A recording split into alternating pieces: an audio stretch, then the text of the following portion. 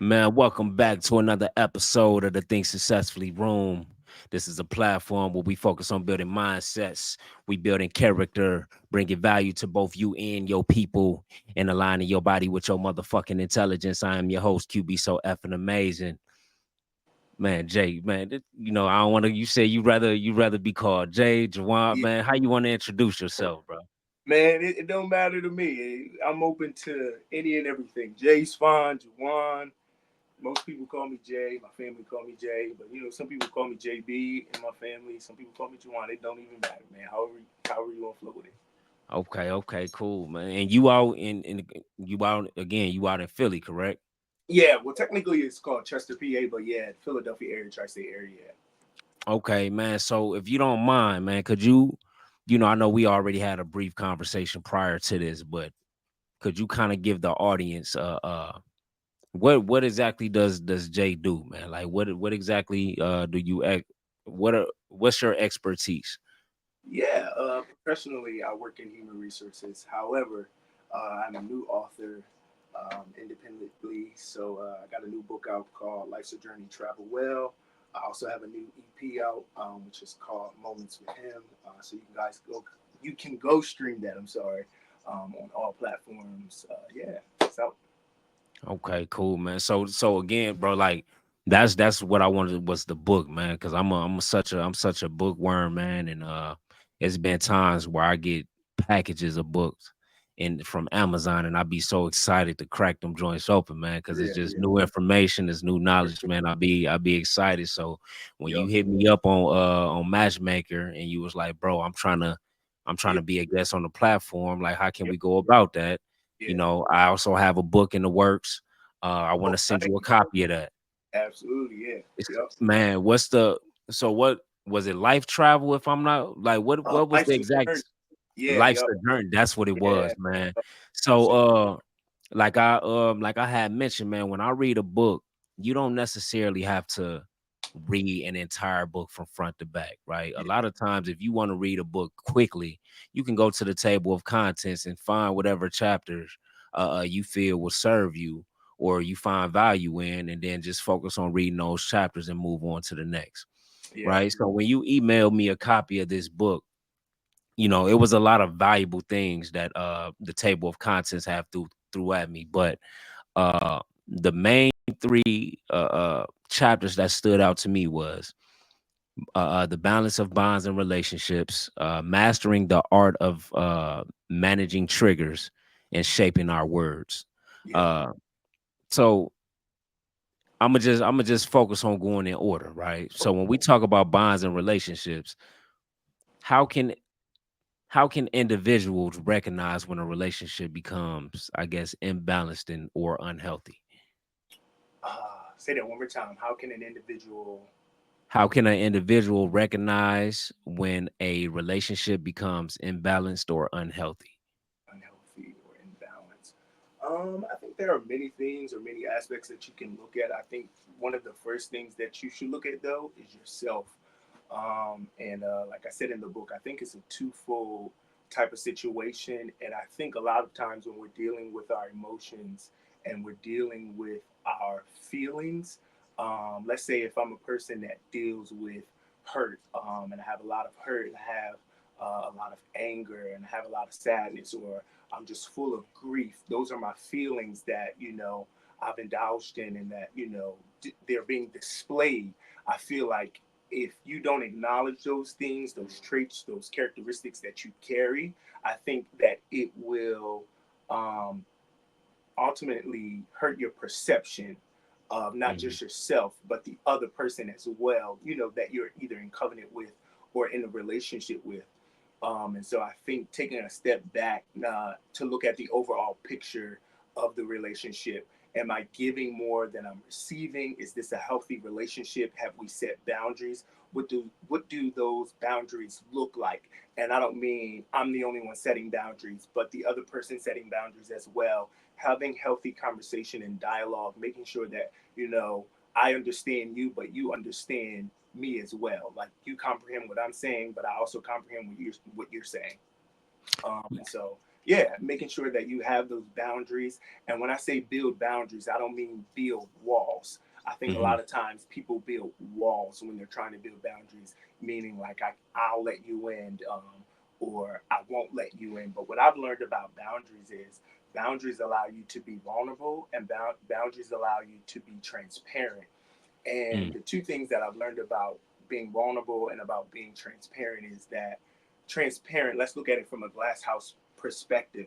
That's Mm-hmm. transparent. I can allow you to see through the house, but you haven't gotten in the house. But I like that. when there's a safe space, we've created a safe space in this dynamic of a relationship, whether it's platonic or romantic. When I'm vulnerable with you, I've now invited you in the house. I've now invited you I like through that. the gate so you can see me past my transparency and you can see my heart. Vulnerability, Mm. Jesus, being vulnerable allows you to see one's heart. Mm. Oh, I like that, man. I didn't expect that answer, man. That was a good analogy, man. The I glass love it. house, Yeah, man. yeah, yeah. I like I that, can't take man. credit So, though. My therapist, he gave me that perspective, and I ran with it. I was just like, wow. Anytime that's somebody says something so profound to me, I'll take it and I'll sit with it, and then I'll make it my man, own position. man, still it, man. Just Yeah, ain't nothing wrong with taking it, man, and rewording it, man. I fuck with that, man. Like the glass house. So like, do you feel like if you allow somebody, how can I word this? If you dating somebody and you allow them to enter or access your heart too soon, could it be consequences behind that? uh, I do believe that there can be consequences. However, what does too soon look like? Because if I'm vulnerable and I'm transparent with you, and we've already set the tone for where we want this relationship to go, what we want the dynamic to look like, whether it's platonic or romantic, what does too soon, look like? If I'm being open and I'm being honest and I'm being transparent with you and the way that we Mm, communicate and the way that we show up for one another, I don't think that there is a too soon. I do think that there is a thing called love bombing, you know, where mm, we just kind of overly exert and try to do too much. But I don't think that that comes from letting someone in your heart too soon. I think that stems from like people pleasing or not seeing your value in the dynamic of the relationship and what you have to offer. And so I think a lot of times, speaking for myself as well, we'll do things like, well, if I do this, or if I show up this way, or if I say this, then they'll love me more or they'll accept me more, when that right, isn't right. truth at all. They'll love you and they'll accept you because of who you are and the way that you show up. And if they don't, then those are not your people. That is not the relationship for you. Yeah, I think naturally that's how we come off too. I used to be that same exact way where I used to act in a certain way thinking that was going to make them accept me, right? But then I had to realize that I shouldn't have to do 101 things and to try to get you to accept me, but you should want to accept me off the energy. You should want to accept me off my presence, and maybe a decent conversation, having the ability to communicate with one another, and really just being thorough about the situation, as far as exactly what both parties are looking for, right? Yeah, yeah, Nowadays it's hard to find somebody that's honest enough, that's blunt enough, right, to tell you exactly what they after. mhm, And you continue to, and it could be a one-sided thing where this person is giving all their energy to the relationship, but the next person isn't really being honest about what they're looking for. And then now we have somebody that's kind of hurting the situation. right. Um so is it have you experienced something like that, a bond or a relationship that kind of, I guess, caused you to want to write, or inspired you to write that chapter? Yeah, I think all of the chapters that were written stemmed from the first chapter. We kind of came out the gate swinging. And Mm, that was just basically acknowledging our feelings, acknowledging our emotions, what they are, um, and kind of how we live those emotions out, how they shape our worlds, how they shape our perspectives, if they're handled correctly and when they're handled incorrectly. And so for me, for the last 2 years, I felt like I was just on this journey of allowing my emotions to control me, but they weren't controlling me in a healthy way. And I found myself not sitting in a lot of emotions. I tried to suppress a lot of emotions. I tried not to feel a lot of emotions, not to acknowledge a lot of emotions, but they were there. I couldn't get rid of them. They Right, were in the right. mind when I was having conversations. I could feel them stemming up. And so I think the first thing was for me to actually deal with our emotions. And I don't think emotions are a bad thing. I think emotions are exactly what God, like, we're created from emotions. And I Mhm. think God designed us to feel emotions, to go through our emotions, to acknowledge them in a healthy way, but not to live in them, not to settle in them, and not to allow them to shape or define us. Mhm. They're just that, they're emotions. One thing that my therapist said to me that I think was so profound and that I live with is that emotions won't last forever. However, they'll wait forever. So the feeling Mhm. that you're feeling right now, it won't last forever. By tomorrow, it could be gone. However, that doesn't mean that the feeling or the emotion has went away.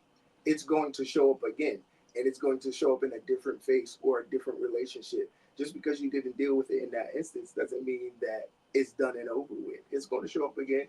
And so I would rather us deal and learn to deal with our emotions head on, with resilience and with grace, when they first come, than to suppress them and then have to be reintroduced to those emotions and set us back even more. Man,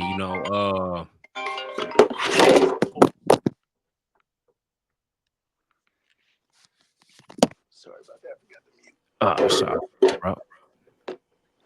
Yeah, so like I was saying, man, so like the emotion thing, man, I think and I try to teach people this all the time is learning how to isolate yourself, man. Like, I definitely agree with the emotion thing, right? As far as the 101 emotions that we have to deal with, that we try to suppress and we try to escape, and later have to deal with them at a later time. But like a lot of times we run from ourselves, as far as isolating ourselves and being alone to try to deal with those things, right? Because I feel like when you don't deal with them immediately, it could ruin future relationships that you step into. You know what I'm saying? If you For haven't sure. already built yourself or learn how to deal with yourself, and then you leaving it up to someone else to have to deal with whatever trauma you may have. Yeah, So that's very important, man. I agree. I don't think you should.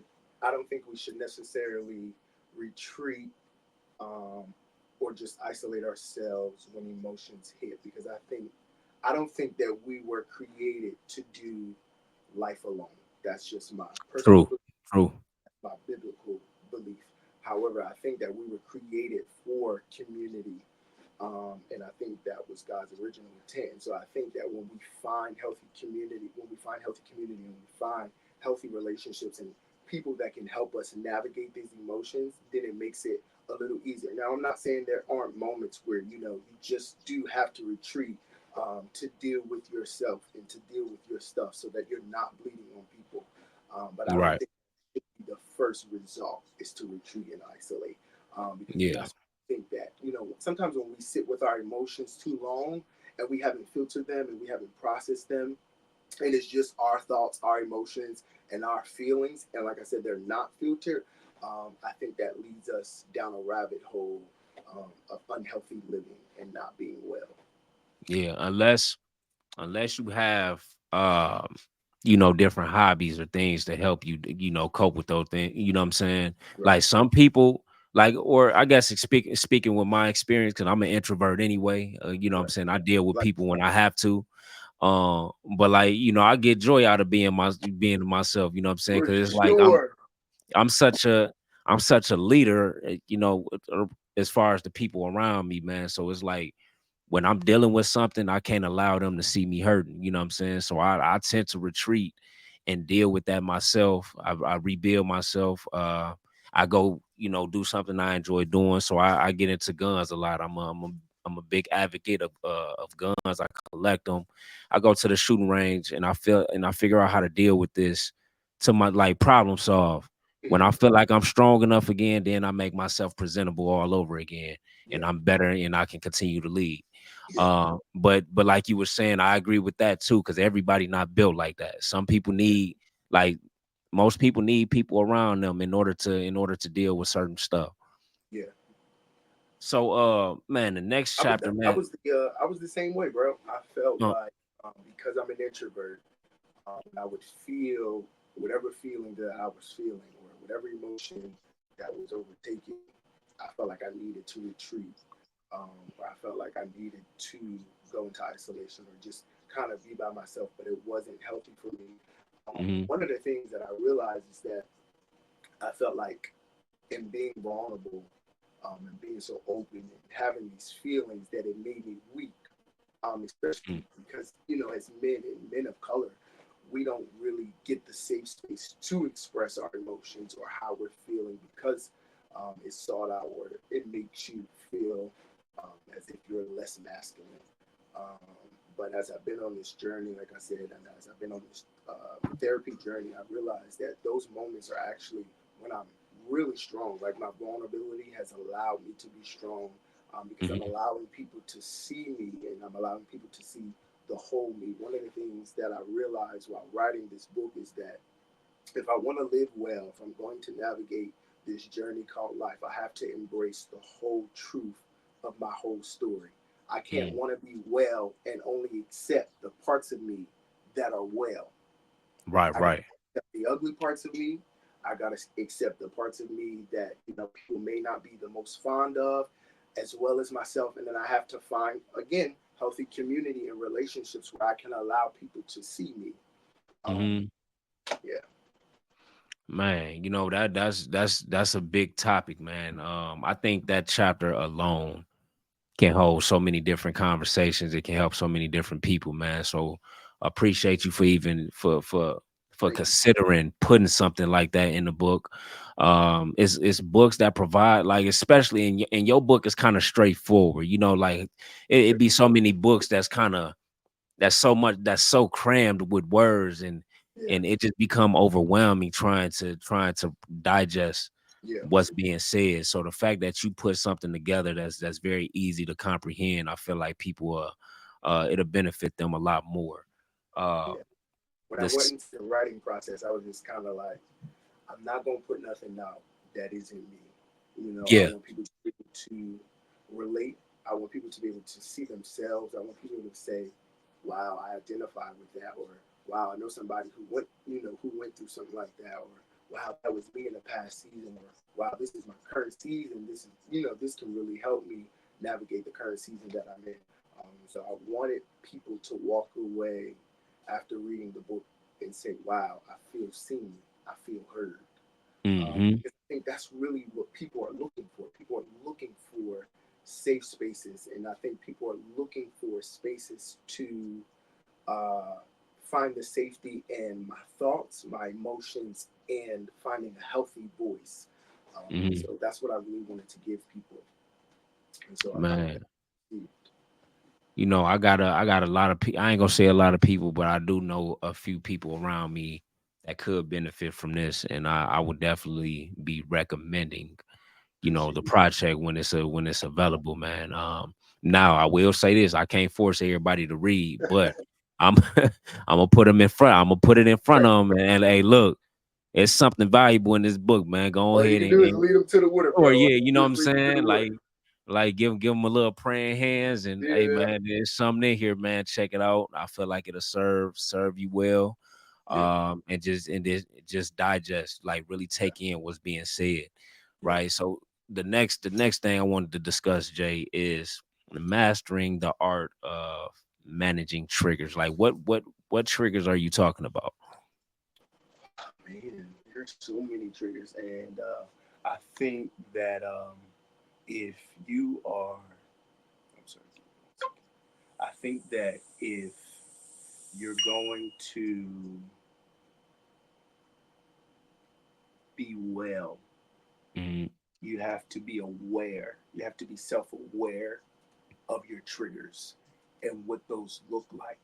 Um, I don't think you can identify your triggers if you're not self-aware. Is Um, you mean triggers as far as what upsets you or make you yeah, angry? Okay, yes, that makes yep. sense. That makes sense. Uh, Triggers that upset you, triggers that make you angry, trigger things that trigger you that make you sad. And what I've learned about triggers is they pinpoint you back to an area that is unhealed or has been left unresolved. Hmm. And so for me, I'll be transparent and vulnerable. In my past relationship, I felt like I make this running joke with my friends that I had this pick me, pick me, pick me. Um, and there were certain things that my old significant other would do that would make me say, pick me, pick me, pick me. But really, it was pinpointing back to my childhood where I wanted my parents to see me and hear me. And I'm not saying that they didn't, Hmm. but there were moments where it felt like I wanted to be seen because I'm the oldest of five boys and one girl. And so there are a bunch of different kids. You the oldest, like you Yeah. kind of get pushed left to the side, like you the leader, you are so okay. And some Yeah. of that is true, but it left me to become a people pleaser in some areas. And so it was always a pick me, pick me, pick me. And I never realized that it was a trigger until I started my therapy journey and I started to write this book and I uncovered it and I was just like, oh wow, okay, like Mm. this is stemming from that. That's stemming from the little boy of Jay, um, that honestly was just left unhealed. It was left unchecked, and so again, because the emotion was not dealt with, it didn't last forever. However, it reoccurred in just a different face in a different form. Right. It's crazy, man, because you said the key word, man, and that's being aware Yep, of what's happening in order to avoid those triggers, man. So that absolutely. was actually a question that I had. The first question was, what role does self-awareness play in managing triggers effectively? Like what exercises or what helps you manage your triggers effectively? What helps me exercise and manage my triggers? Man, I've learned to acknowledge in the moment that I'm triggered. Hmm. So let's say me and you, we've been friends for 5 years, and I know you like the back of your hand, you know me like the back of my hand. We homies, we bros, but you just have this way, or you do certain things that trigger me.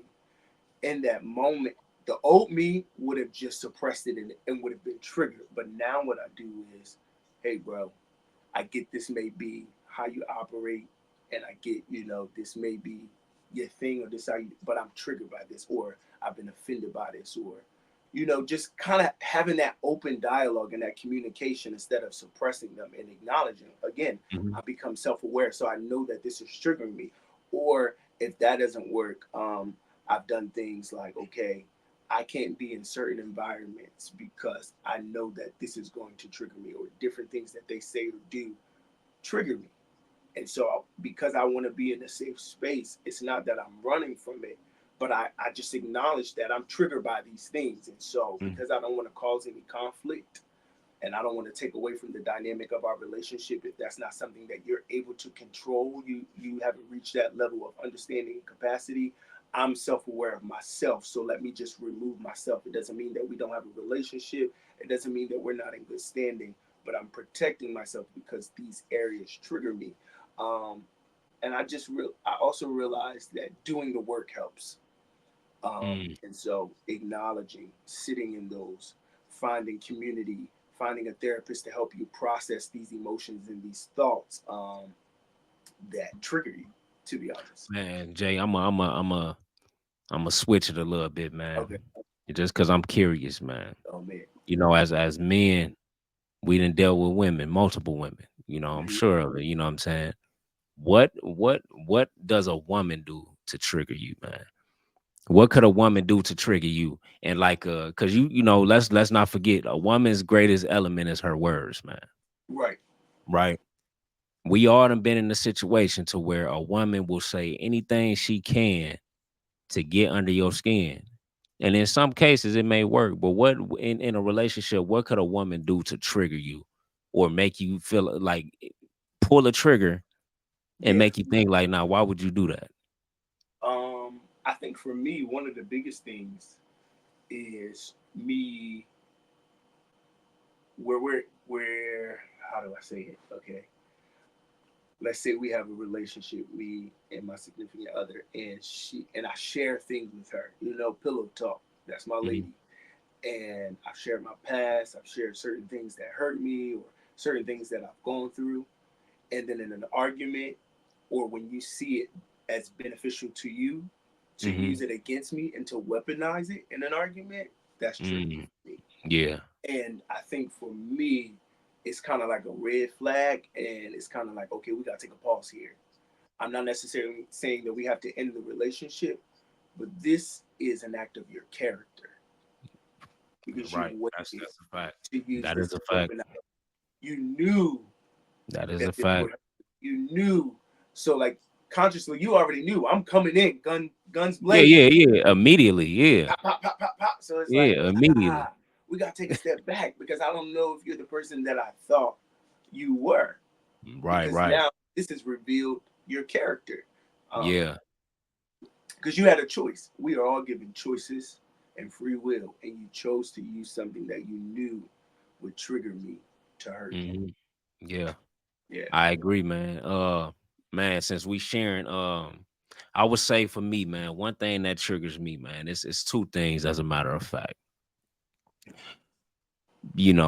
Anybody that comes for my intellectual, what I'm saying, if you call me dumb, stupid, anything like that, only because I know for a fact that I know most than most people do. You know what I'm saying? So for you to be upset at me and then try to downplay my intellectual, that's triggering for me. Because again, how you said that reveals your character when you do that. You know what I'm saying? I don't downplay your intellect or anything like that. yep, If it's a situation to where the argument is heated, even if you do downplay my intellect, I'ma still, come to terms like, look, okay, this situation isn't going nowhere. It's actually escalating before it de-escalate. I'ma just leave, man, and then maybe yeah, we can come back at a later. You know, women absolutely, will sit here and try to block your path and try to force you to talk to them. I yeah, think it's forced to say, like, if a man isn't in control of himself enough, that's hmm, an easy recipe for domestic. yeah, Easy. yep, yeah, You know what yep, I'm saying? If you're not man enough, if you like as a man and you haven't really came to the terms of what, let me control myself, let me reprogram that algorithm that was finna yeah, make me do something crazy, and let yeah, me control myself.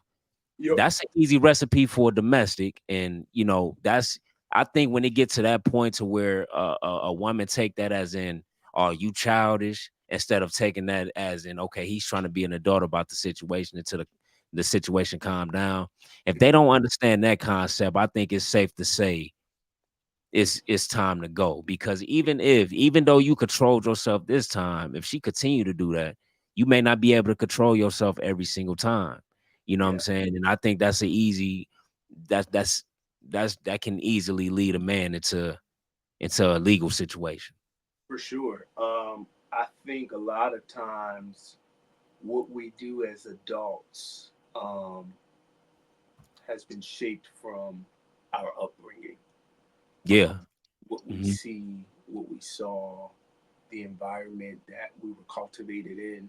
And so, if you didn't see a healthy dynamic of communication and that wasn't in your house, me retreating to regroup and get my thoughts and my emotions and my temperament under control, you'll see it as childish because that's your Right. perspective. That's the only lens that you can see because that's how your house was. I always Right. tell Right. we're given templates before we even knew it. And Mm. the template is, you ever hear someone say, well, that's just how I do it, or that's just how I was raised, or that's what my mom told me, or that's the template that you've gravitated to, and that's the template that and that's the template that you're using to navigate life. And I'm not saying that the whole template needs to be thrown away, but I am saying that in the introspection, you should dive in to look at the template and see if there needs to be some realignment and some readjusting to who you are today. Right. Right. Yeah, I like that, man. No, that was fire, man. There was some Yeah, value. It was some value. It was some gems in that, man.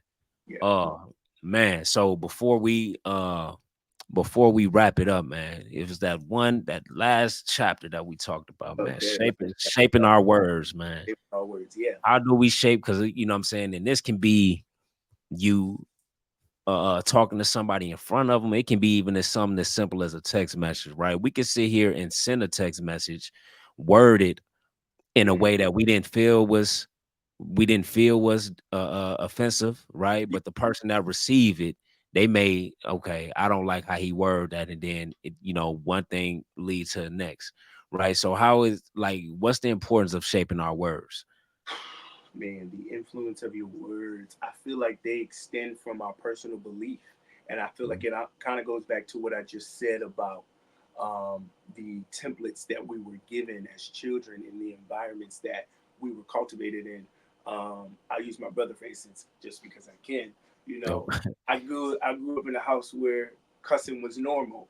And so yeah, my brother, he cussed in every other sentence, which is cool. That's what he yeah, do, you know? yeah, But there may be some seasoned adults or some people that are not fond of that type of language that say, "Man, he cussing everything." And yeah. I realized just from having a conversation with him not too long ago, he was saying, "Man, I really do want to stop cussing, but I can't seem to like I just cuss in every other sentence." He can't help it. I'm like, "Bro, that's what you Yeah, heard. That was the environment that you were in, and so you easily picked it up. And so, yeah. expanding your vocabulary is something that you're going to have to consciously push yourself to do. Mm, And so, like I said, I feel like our words are so powerful and they stem from our beliefs, what we've heard growing up. If you heard, "You ain't nothing," or you can't do that. That's too big for you, or our family doesn't do that. We've never reached that type of success, or whatever it is that you heard, good or positive. mm. You've now soaked that up as a sponge, and those words were planted like a seed. My fault, bro. So you Yep. saying maybe I read that chapter world. So did you say how our words shape our world? They shape our worlds, and I feel like they shape our beliefs as well. Okay. Okay. They I shape get our what you worlds. I They get shape what you our worlds. saying. If you've only heard words that are, I'll say it like this, word curses, words that don't uplift, words that don't bring life, words that have not positively impact your life, you subconsciously and consciously believe those things. And so even if you're not Facts. saying them, your actions are saying them. Your actions Facts. leading them out. And so you're like, I feel like I keep going down this rabbit hole and doing the same things. And it's like, well, let me take a step back. Look at the words that I'm saying. If I get this job, I may not get this job. You don't believe in yourself because of what has been said to you. And so every day you talk like you don't believe in yourself. You talk like you don't believe in your gifts. You talk like it'll never happen. You talk like you don't have potential. You talk like you weren't created for it. Right, right. So the words that we say, they have so much power. And I think that if we're going to get to the root of reshaping our worlds, we got to get to the root of reshaping our words. And if we're going to reshape our words, we got to get to the seed that was planted, and we got to uproot. And what that looks like is rewiring our thought process, Mm, rewiring our heart, rewiring what we accept and what we don't accept, not just from other people, but more importantly from ourselves. Because if you can't facts. do it yourself first, you'll accept what anyone says to you. Facts. Man, man, just because this a podcast, man, and it's always good to share something personal Yeah. here and there, man. So that kind of remind me of my younger brother. So one thing me and you got in common is you said you the oldest of five, right? Yeah. Yep. I'm the oldest of seven on my mother's side. I'm the only child on my father's side. Uh, so one of my younger brothers, man, he was when he was younger, he was an honor roll student. He played football. To be honest with you, out of all my mom's kids, he was the only one to hit honor roll, right?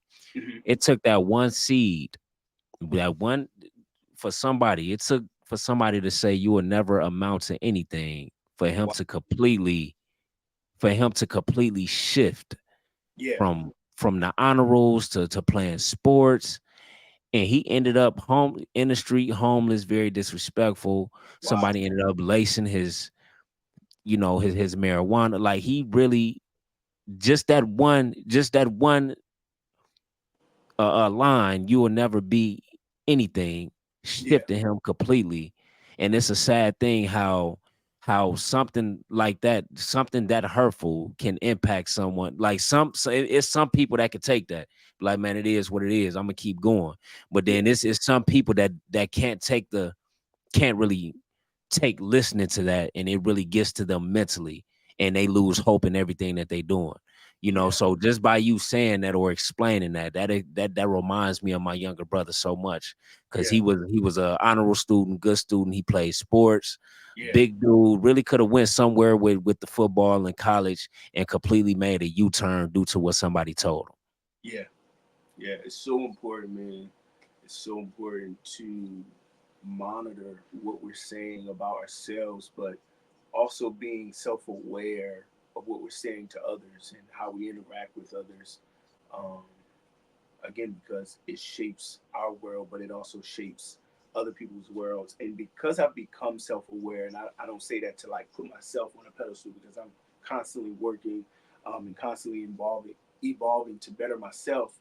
Mm-hmm. But as I've been on this journey of self-awareness, I realize when someone says something or does something that I feel like is out of character, or out of line, or something that I didn't like or I disagree with, I don't even necessarily, my first thought or reaction is not to kind of do away with them. It's more so like, okay, their perception. I kind of go into the thought of like, what is their perception? What is their world? What does it look like? And what does it currently look like now?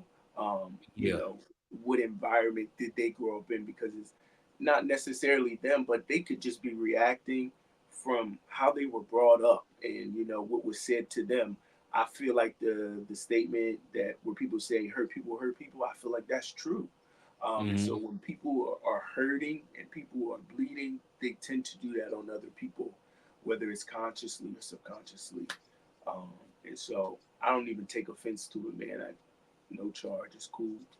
You could be going through Man. something that I don't even know about, and you can be reacting, or acting out and not even knowing that that's how you are, because as humans we have blind spots. We Right, don't right. get to experience ourselves. We just get to Mm. live. Other people get to experience us, and so you'll never be able to fully experience you. You can only live. um, so yeah. Mm. Amazing, bro. Amazing, man. Just that one, just those 3 chapters. Yeah. Um, man, Jay, is it anything like as far as the book, man? When does the physical copy drop? When will it be available for purchase, man? Share all the details, brother. Yeah, absolutely, man. Thank you so much for having me on this platform. I appreciate it. Yes, You sir. can get it on Amazon. You can go follow me um, on Instagram at better known as Jay, or Facebook, JAHWAN BOST. That's spelled JAHWANBOST. Again, Instagram at better known as Jay. Like I said, you can get it on Amazon or Kindle, or man, what's the other one? Barnes and Noble online. Title of the book is called Life's a Journey, Travel Well. Author Juwan Booth. Yeah, yeah. Okay. Man, Yeah. appreciate you, brother. Man, peace, man. Yes. Man, thank you, bro. Um, man. So without that being said, I'm gonna go ahead and close it out, Jake. Man, We out of life here. is good, y'all. Life is Yeah. wonderful. Be Life is blessed to be alive. Self sufficiency is how you survive. To the kings and queens, to the guys and goddess, forever and always, my nigga. I think successfully. yes, Yeah.